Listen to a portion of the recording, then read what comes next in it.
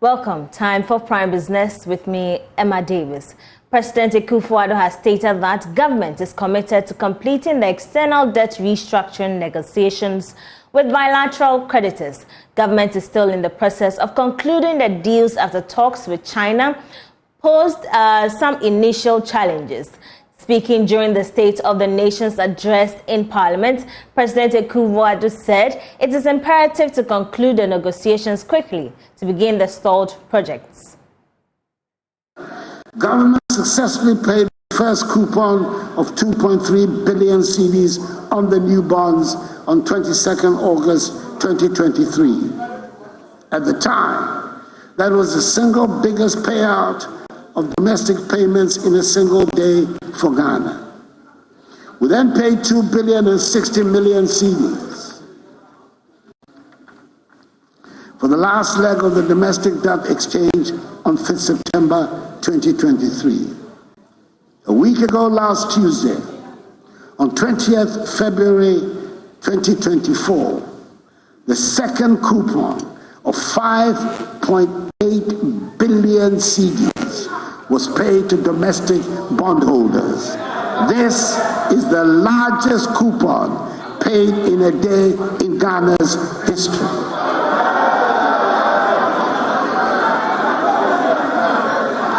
On the external debt side,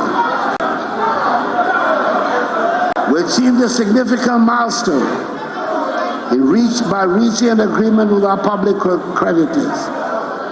And I'll use this occasion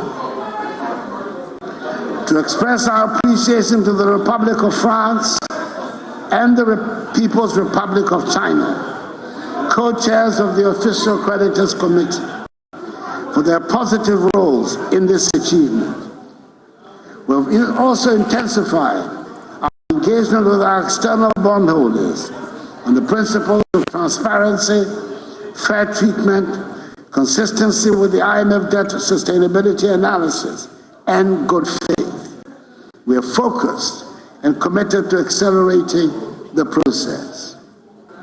We're committed to concluding the external debt restructuring process as soon as possible, so we move past the crisis. This will enable us to complete substantially projects that have been constrained due to financial challenges. Reacting to the development, economist Dr. Patrick Esuming is calling for more transparency as government moves to complete some 13 priority delayed projects this fiscal year. According to him, government will be left with no option than to rely on the savings accrued from the domestic debt exchange program to complete its delayed projects. He spoke on Business Live. I understand your point about the revenue generation and the fact that the 2024 expenditure lines have been drawn. There were no clear lines for putting this project there. But we have to remember that we made a lot of savings from the domestic debt exchange alone. Now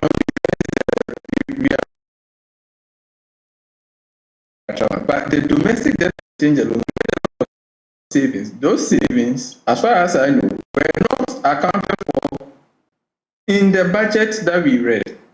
The budget that was read, the 2024 budget, it didn't tell us, didn't really give us an accounting of the savings that we made from the domestic debt exchange and what they were going to be used for. And as we go ahead with the foreign debt exchange, if we are able to negotiate, there will be additional savings. So in that sense, there will be fiscal space even outside of what was contained in the 2024 budget that makes room for that. You just hope that the government is a little more transparent.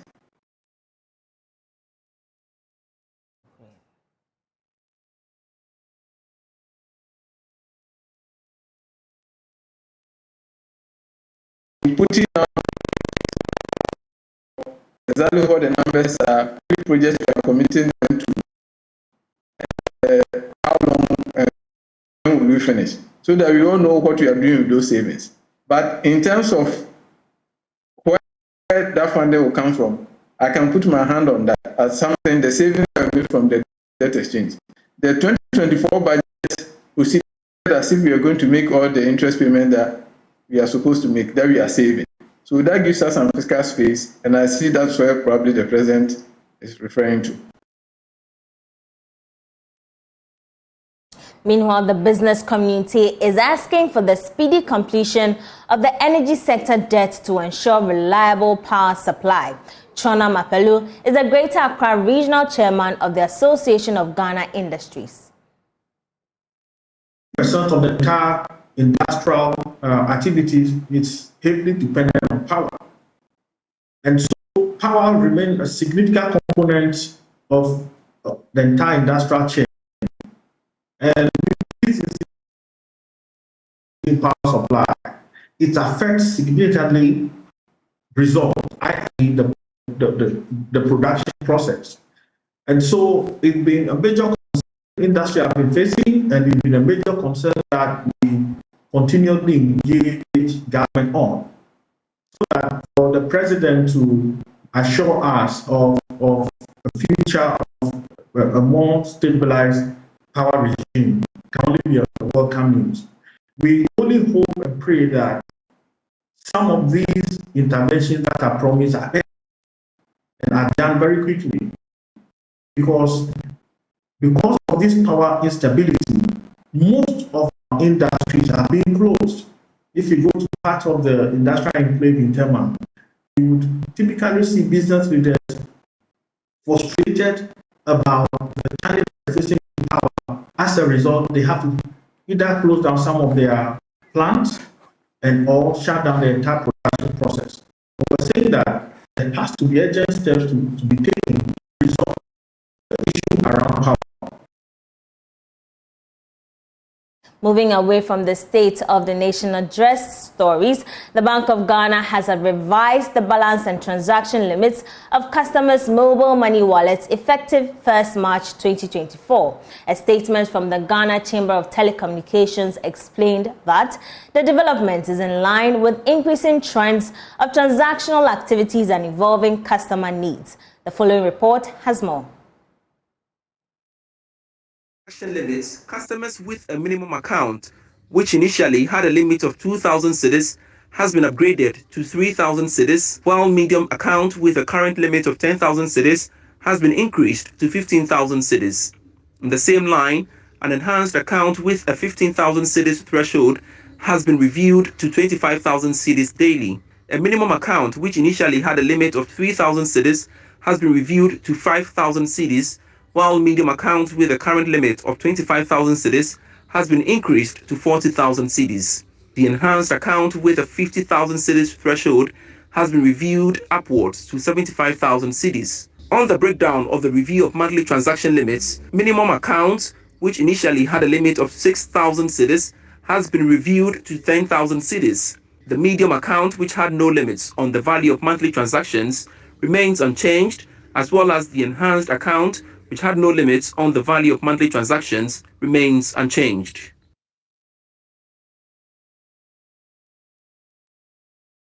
Vice President of the Republic of Ghana, Dr. Mahmoud Bawumia, has announced government's plan to set up a financial technology innovation fund to support startups in the country. According to him, this fund will enable the nation to benefit from the full potential of these startups towards national digital transformation. He was speaking at the launch of the 3I Summit by the Bank of Ghana. We have gathered here today for the launch of the 3I Africa Summit 2024, an event which seeks to gather governments, businesses, investors, academia, and thought leaders to discuss and collaborate on the unlocking of Africa's full potential, with a primary focus on fintech and the digital economy. Collectively, our presence here also underscores our belief in the power of technology to enhance productivity and connectivity to empower individuals through fintech startups, as well as small and medium-scale enterprises that increase innovation with potential to improve efficiency in the operations of institutions and businesses. It is against this background that the government of Ghana has, over the past 7 years or so, focused on pursuing a digital transformation agenda as part of its economic strategy at the individual and institutional levels, including all sectors. The objective of this digital transformation agenda is to ensure digital empowerment for a prosperous future in this digital era, where the use of modern and emerging technologies have become commonplace and a catalyst for growth, progress, and prosperity.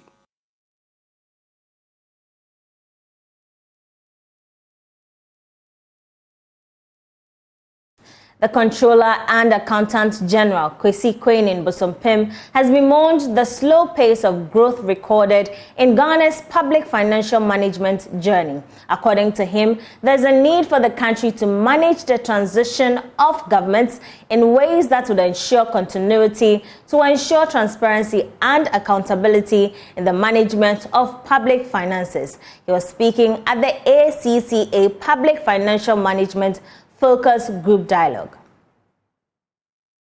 Over the past 30 years, Ghana has embarked on some important PFM reform initiatives aimed at addressing systemic weaknesses in the public financial management practices. These reforms were expected to address some weaknesses in Ghana's financial management practices, such as weak compliance with financial rules and regulations in the public sector and poor recording and management of public debt and aid from development partners. Delivering his address, Controller and Accountant General Kwesi Bosompim said the lack of commitment over the years have led to the slow pace of PFM reform initiatives. As a country and professionals, we should more than ever before pay key attention to the issues of effective public financial management. There are many technological and digital initiatives taking place in Ghana that are directly or indirectly linked to the PFM processes of the country. We need to harness all these initiatives in a very coordinated manner to ensure that we achieve the expected benefits as a country.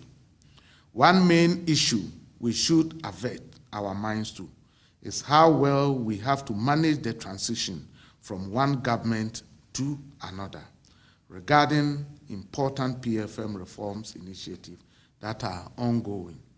One major factor accounting for the slow pace of PFM reforms achievement in Ghana is that important ongoing initiatives more often than not suffer slow progress or sometimes a complete stoppage after a change of government.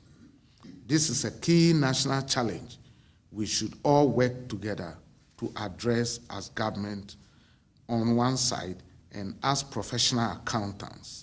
Chief Executive Officer of ACCA, Helen Brand, underscored the importance of PFM reforms, adding that it would enhance confidence in public institutions. The application of what resources do exist to the maximum benefit of all citizens is really critical. And that's where professional accountants come in with the strategy, with the planning, and with the accountability that PFM reform brings. Trust from citizens in government is absolutely essential, particularly if they're going to pay their taxes, if they're going to ensure that public services are healthy and there for everyone. And trust comes through accountability and transparency, which PFM reform brings. Participants at the forum called for a national coherent plan to drive public financial management initiatives in the country. Jesse Ayura Magbako's report read to you. International tech company Yango has signed a partnership deal with mobile phone company Tecno to provide quality services to customers of both companies, particularly commuters who use the ride-hailing app. The following report has more. In its ceremony brought together operators of ride-hailing services such as drivers, commuters, as well as officials from Yango and Tecno. Speaking at the ceremony in Accra, the general manager of Yango Ghana, Tom Ofonime, said the development shows a desire to improve the country's transport sector through the use of technology. Provide access and better smartphone penetration for a tech company like we have so people can experience our product. This is why we partnered with a giant company like Tecno to be able to provide access to smartphones through their pay-as-you-go program. We believe that this is going to be an opportunity for not just customers, not just partners, but also the drivers to be able to access our technology through the giant flagship technology that Tecno has. On this part, the regional retail manager of Tecno Ghana, Kingsley Boabin, underscored the need to focus on technology to create more jobs in the transport sector. We can clearly look at the ride-hailing industry. Yango is a force to reckon with, and it's very huge in the ride-hailing industry. And as a mobile company, we are looking for innovative ways to also sell. So once they've got the idea of a partnership, I believe we are going to be able to sell more while serving the needs of drivers and those who want to do the ride-hailing business. So I believe it's a win-win situation for both brands, both Yango and Tecno.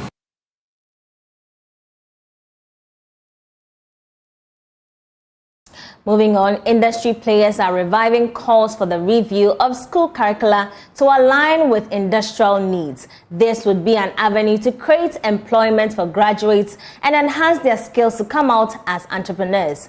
The latest to add his voice to the call is the chief executive of Leader Ghana, Engineer Lawrence Yao Ado.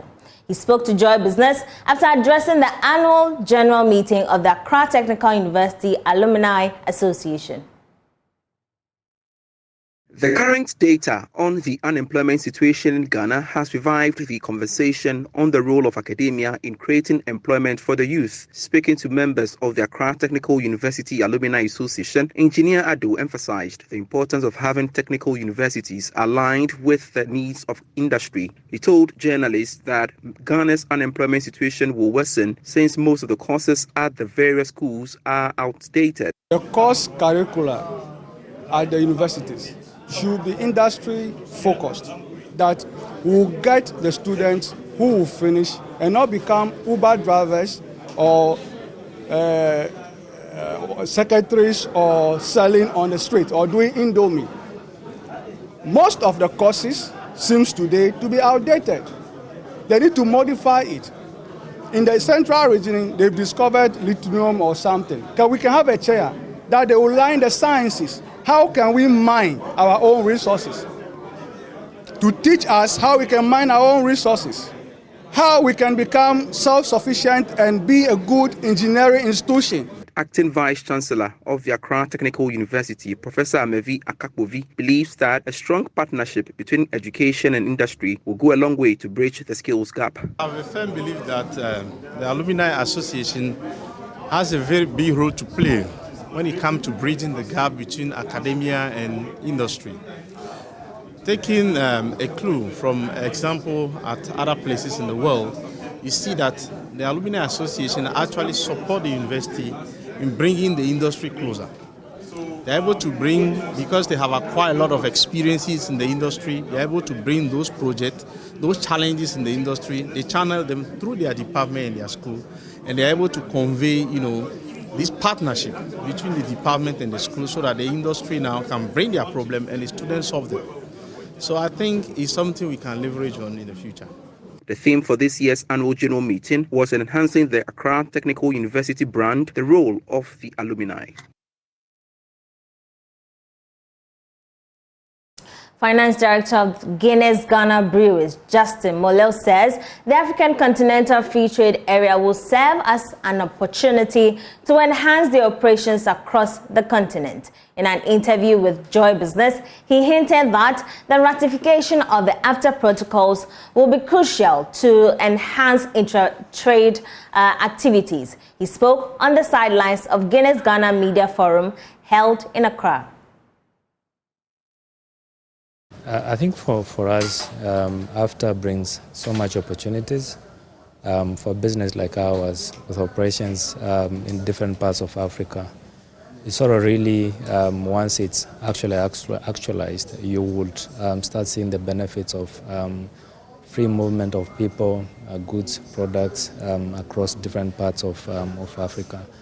So we tend to source, currently we source some of ingredients and raw and packaging materials from different parts of Africa. I mean, we have sourcing options in Nigeria, Egypt, Morocco, South Africa, and some parts of other East African countries. But it requires a bit of some work that the Secretariat needs to formalize to be able to start enjoying some of these benefits that comes in with free movements of goods and services across board. At the moment for us, it's really more about opportunities that it brings, which we're hoping once eventually the Secretariat has been able to put together and ratify some of these protocols with all these countries, we'll start seeing the benefits trickling into different businesses, not just here in Ghana, but across different other countries in Africa.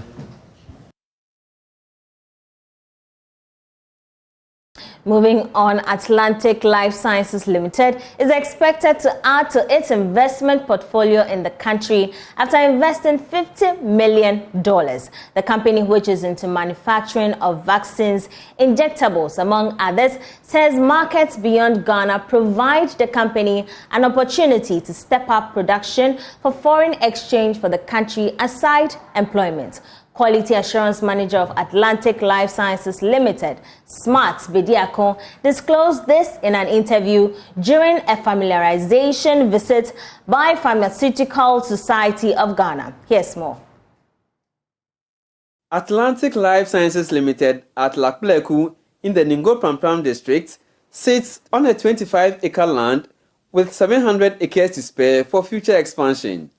The company has approval from Food and Drugs Authority, FDA, having registered 58 products and an ultimate goal of going into end-to-end vaccine manufacturing with its three-phase approach.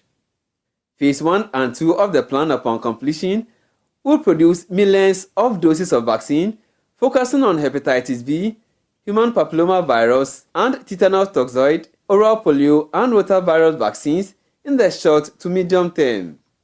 The facility is expected to produce vaccines from scratch in the third phase as part of the long-term plan from 2027.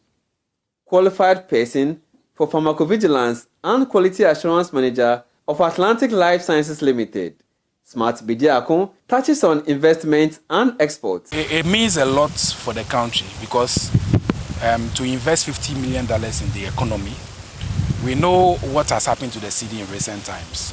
If we are getting a lot of investors coming in to invest in the economy, so because of the capacity that we have, we are not focusing only on the domestic market. We are also looking at the ECOWAS sub-region.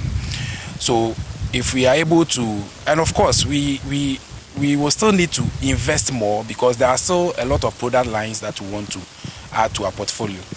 So if we are able to export to our neighboring countries, that will bring foreign exchange, a lot of foreign inputs into the country, and we know what that will also contribute to the stabilization of the city and other areas. Smart Bediako says the company has 400 employees, with a chunk of them from Lakpleku and other communities in the Ningo Prampram district.